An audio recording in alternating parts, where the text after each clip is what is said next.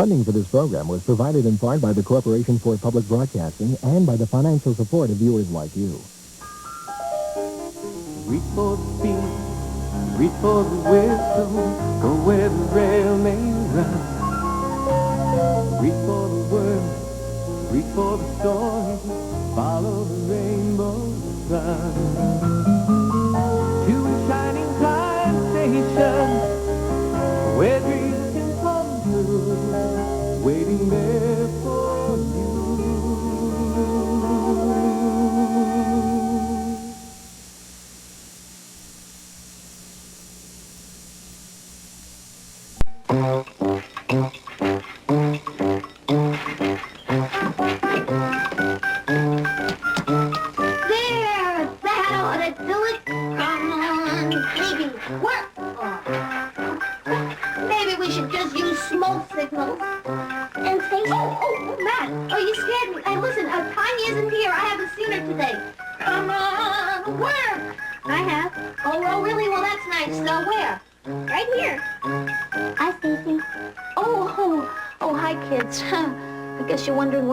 I'm trying to fix this old telegraph. It doesn't work.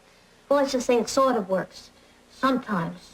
No, not really, because it doesn't send and it doesn't receive. And for a telegraph, what else is there? Noises. It makes plenty of noises. Oh, boy. See, I'm trying to fix it. There aren't many of these left on our railroad, and I'll be glad when they replace all of them. Can we help you fix it? Thanks for the offer, but I want to do this myself. What a racket. Listen, kids, I'm pretty busy here. You find something to do, okay? We just wanted to help. Maybe we could have fixed it. You weren't the problem. She was. What do you mean? Your Aunt Stacy is worried about whether she can fix the telegraph herself. And sometimes busy people just don't stop and think about what they're saying. You mean she wasn't mad at us? Exactly. Her mind was elsewhere. She wasn't paying any attention to you. But that's no reason to be upset. It's the sort of things friends learn to accept in each other. How about the engines on the island of Sodor? Are they the same way? Certainly. Remember when Gordon made fun of Edward about the cows? I didn't tell you? Well...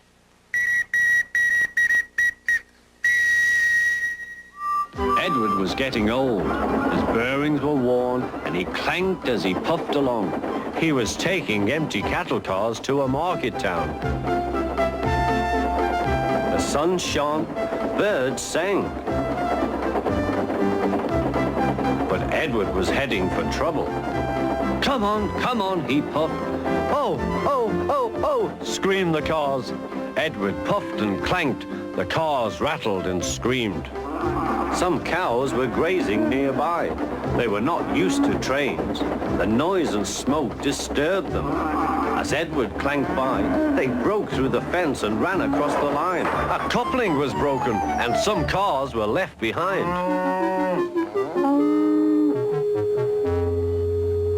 Edward felt a jerk, but didn't take much notice. He was used to cattle cars. Bother those cars, he thought. Why can't they come quietly? He was at the next station before either he or his driver realized what had happened.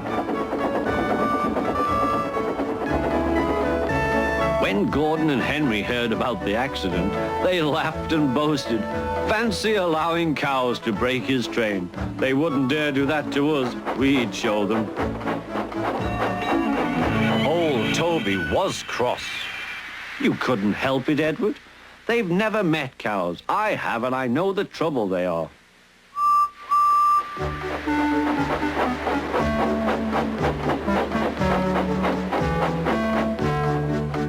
Some days later, Gordon rushed through Edward's station. Hoop, hoop, mind the cows.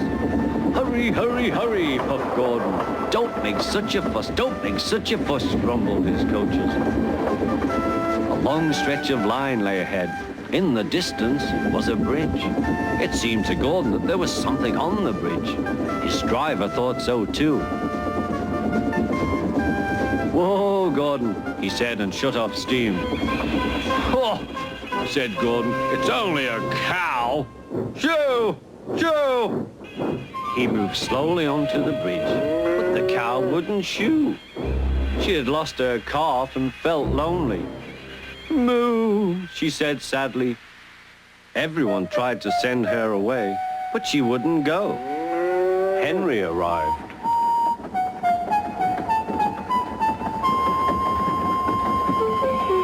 What's this? A cow? I'll soon settle her. Be off, be off. Moo, said the cow. Henry backed away nervously. I don't want to hurt her.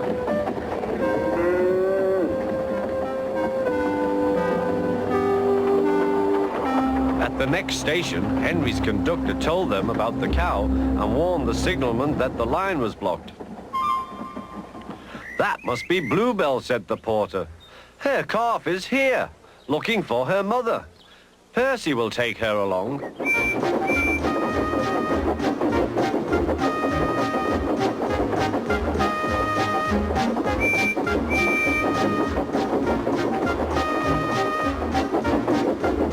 At the bridge, Bluebell was very pleased to see her calf again, and the porter led them away.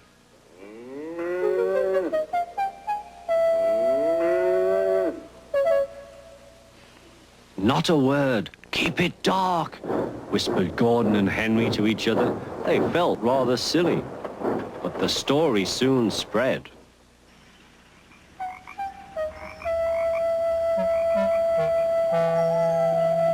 Well, well, well, chuckled Edward. 2 big engines afraid of a cow? Afraid? Rubbish, said Gordon. We didn't want the poor thing to hurt herself by running up against us. We stopped so as not to excite her. You see what I mean, my dear Edward? Yes, Gordon, said Edward. Gordon felt somehow that Edward saw only too well.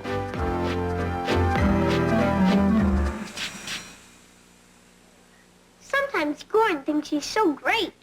Oh, that's just the way he is. It doesn't mean the other engines don't like him.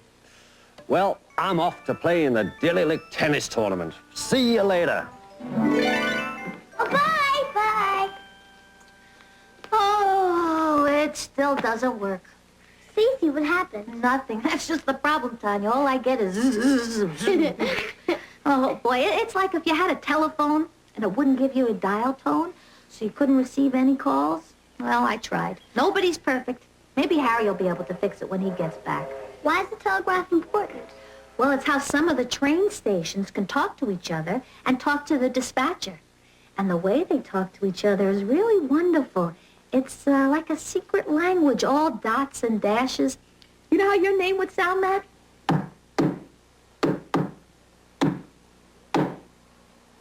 And people can understand that? Yeah, all over the world. They have telegraphs on ships like this freighter. So every telegraph can talk to every other one, except for ours, because it's broken. Ah, good morning. You must be Miss Stacy Jones. How particularly beautiful you look to a man of my utmost sensitivity. Are you kidding? Kidding. Ha ha, H-A-H-A. How droll and amusing and things of that nature. And you must be children. How wonderful. How would you like a super-duper telescope that you can look through with your very own eyes? Are you feeling okay, Schemer? Schemer? I've never heard of Schemer, although I do understand he's a wonderful fellow. Oh, and here is that lovely item that I just forementioned recently. And you, a woman of your high-classness, must be thinking to herself, hey, how about a snack of some high-quality peanuts? Here, be convenient at your leisure. Oh, that wasn't funny, Schemer. So what do you think anyway, huh? About what? About what? About the whole get-up, the whole new thing, my new concept, and my new, this is my new marketing image. I'm like Fred Astaire, the great dancer, except that I'm in retail. I got a new line. The whole thing, practical joke devices, novelty items. I'm telling you, they're a riot. They can't miss. No. I never liked these things, Schemer. They can be very mean. Mean. Of course they're mean. Life is mean. That is what practical jokes are all about. What do you girls know? Hey, Matt, my man. guy to guy. You know what is really funny? You got a big black eye right around your eye like that when you looked into the Joe telescope. And now, was that funny or what? Yuck. Yuck? They say yuck to Henry Ford? Did they say yuck to Dwight D. Rockefeller? You know what the problem is with you people? You don't know what funny is. And that's funny. That's funny. What a weird guy. I think he's super weird. Well, listen, Schemer may not be perfect, but he's harmless. And when he comes around here, he usually makes us laugh. So we got to appreciate him for what he is. Do we have to? Well, when you get to know people, you got to take the bad right along with the good.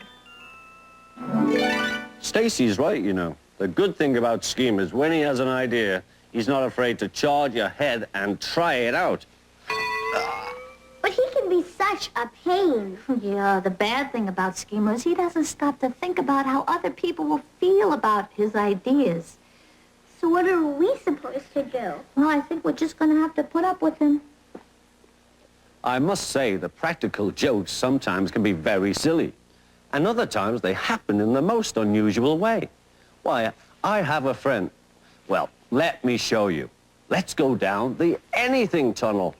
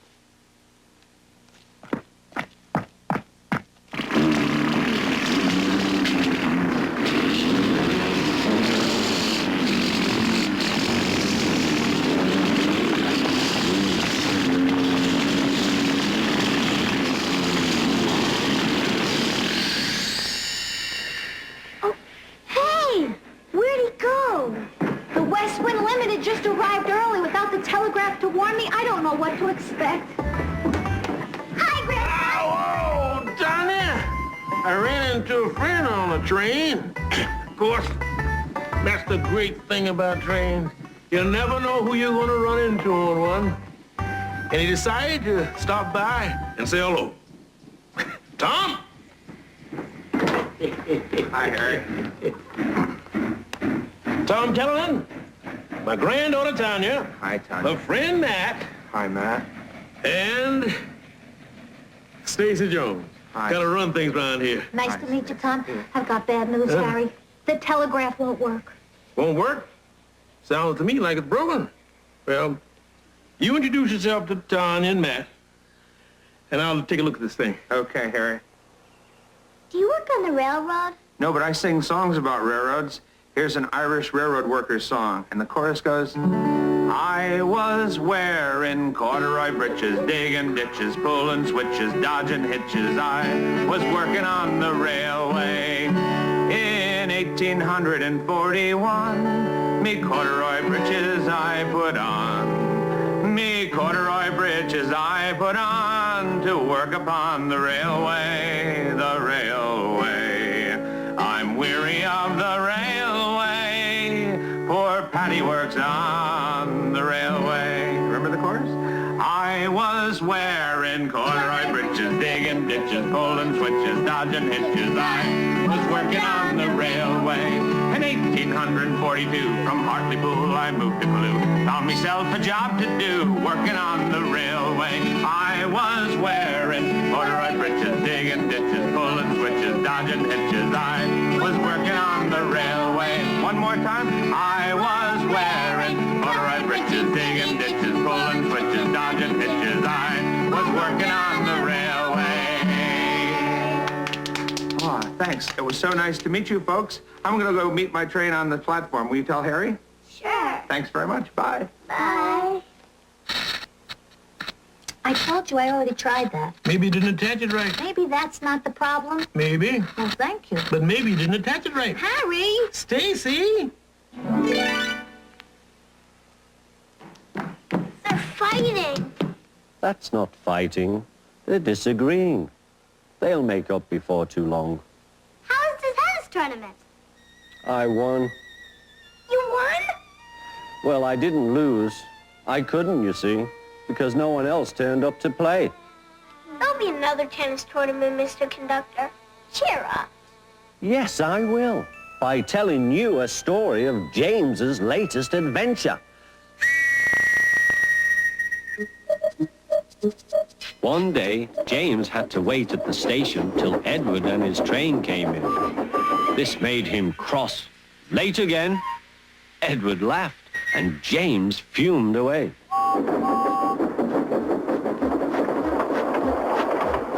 After James had finished his work, he went back to the yard and puffed onto the turntable.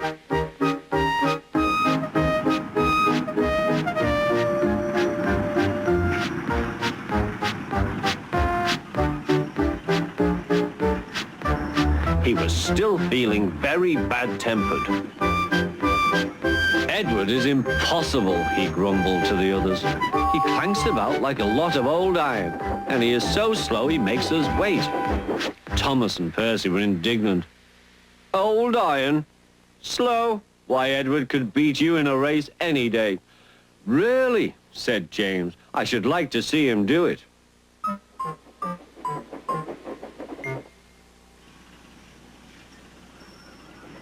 Next morning, James's driver was suddenly taken ill.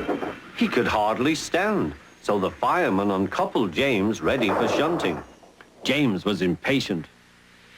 Suddenly, the signalman shouted. There was James puffing away down the line. All traffic halted, he announced at last. Then he told the fireman what had happened. Two boys were on James's footplate fiddling with the controls. Phew! They tumbled off and ran when James started. The signalman answered the telephone. Yes, he's here. Right. I'll tell him. The inspector's coming at once. He wants a shunter's pole and a coil of wire rope. What for? Wondered the fireman. Search me, but you'd better get them quickly. The fireman was ready when Edward arrived.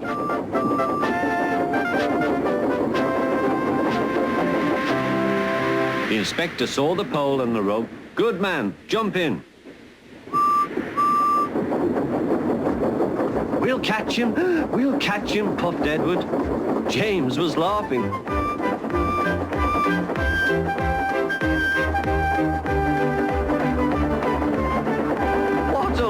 What a lark, he chuckled to himself.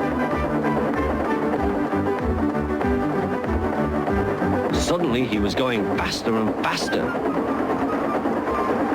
He realized that he had no driver. What shall I do? I can't stop. Help! Help! We're coming, called Edward.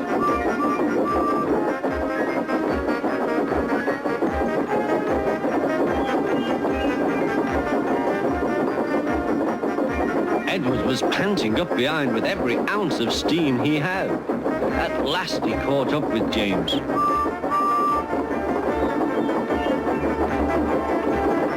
Steady, Edward, called his driver. The inspector stood on Edward's front, holding a noose of rope in the crook of the shunter's pole. He was trying to slip it over James's buffer. The engine swayed and lurched. blast! Got him! He shouted. He pulled the noose tight. Gently braking, Edward's driver checked the engine's speed, and James's fireman scrambled across and took control. So the old iron caught you after all, chuckled Edward. I am sorry, whispered James. Thank you for saving me. You were splendid, Edward. That's all right, replied Edward. The engines arrived at the station side by side.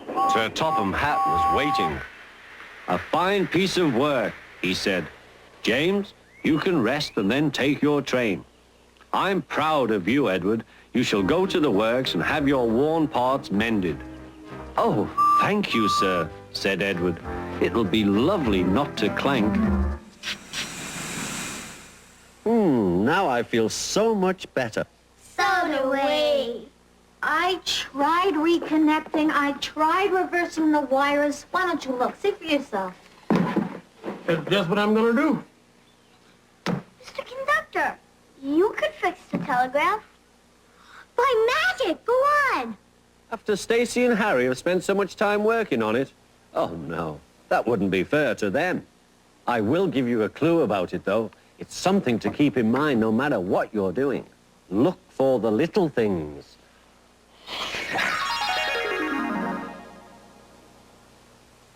The little things hold big secrets. And now it's time for me to scoot to play a tune upon my flute. Bye. You're right. That didn't do it. Great. Now what? Wait a minute. He said look for the little things. What's this? Grandpa, look.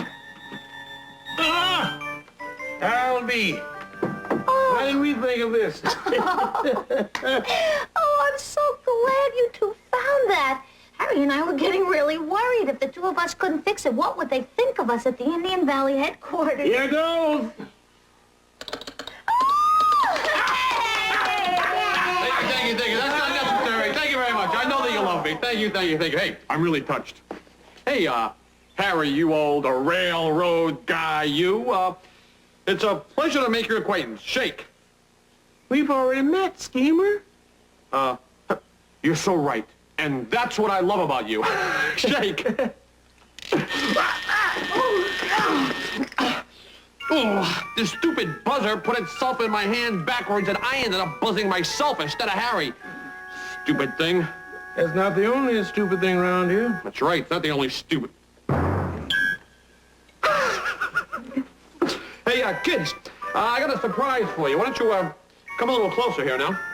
Come on, that's the idea. Come a little bit closer. There you go. A little bit closer to me. All right, now I want you to sniff this flower. Ready? 1, 2, 3. Sniff. What's that? I'm all wet. That is what I call not funny. I don't think I like these practical jokes. I am not the kind of person that people are supposed to be laughing at. Oh, well, maybe nobody is, Schemer. Yeah, well, maybe. Yeah, see, kids, even Schemer can learn a lesson. There are two sides to every joke. Oh!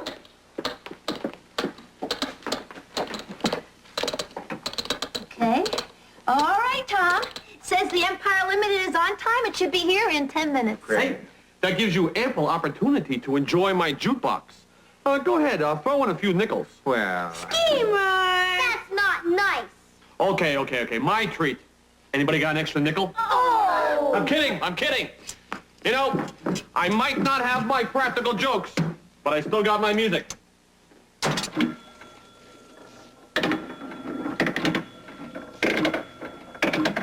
Hey, what are we gonna do with all these nickels anyway? How about us having a big old party? That's a fine idea, Tex. Thank you, Rex. You're welcome, Tex. Oh, like, who needs a party? Like, man, life's a party. Dig. Anyways, these nickels are staying put. I like 'em. When did you start collecting nickels, Tito? Oh, it was, back in '57. My first gig. Band leader said, take 5. I never stopped. Okay, we get the picture. Hey, people, talk later, play now. 1841, I put my corduroy breeches on. I put my corduroy breeches on to work upon the railway. Filly-me-yori-yori-yay, filly-me-yori-yori-yay, filly-me-yori-yori-yay, to work upon the railway. In 1842, I left the old world for the new, but such to the luck that brought me through to work upon the railway. Filly-me-yori-yori-yay, filly-me-yori-yori-yay, filly-me-yori-yori-yay, to work upon the railway. Tex! In 1843, 'twas then I met sweet Biddy McGee, an elegant wife she's been to me while working on the railway. Filly-me-yori-yori-yay, filly-me-yori-yori-yay, filly-me-yori-yori-yay, to work upon the railway. Filly-me-yori-yori-yay, filly-me-yori-yori-yay, filly-me-yori-yori-yay, to work upon the railway. To work upon filly-me-yori-yori-yay. Filly-me-yori-yori-yay, filly-me-yori-yori-yay, filly-me-yori-yori-yay, to work upon the railway. Wow, musical spoons. Can you show us how to do that? Sure, if there's time. Here, Stacy. First, take your 2 spoons and put them back to back. Put them together. Take your pointer finger of your writing hand, point between the 2 handles. Open the one hand and wrap it right around the spoons. Hold the bottom one tighter than the top one. Tap gently on your leg.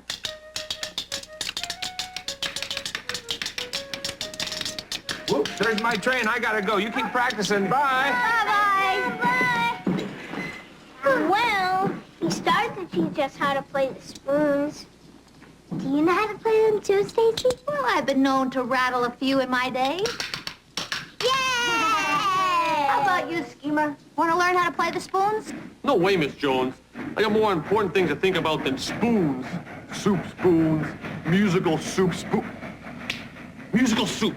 Soup that sings to you while you eat. Ho-ho! I can make a fortune on an idea like that. Ho-ho!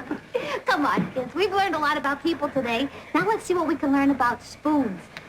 Remember? Hold it. Put the finger of your writing hand in there. That's it. Now hold the bottom one tighter. There you go. Got it, Tanya? There you go. Hey, Max.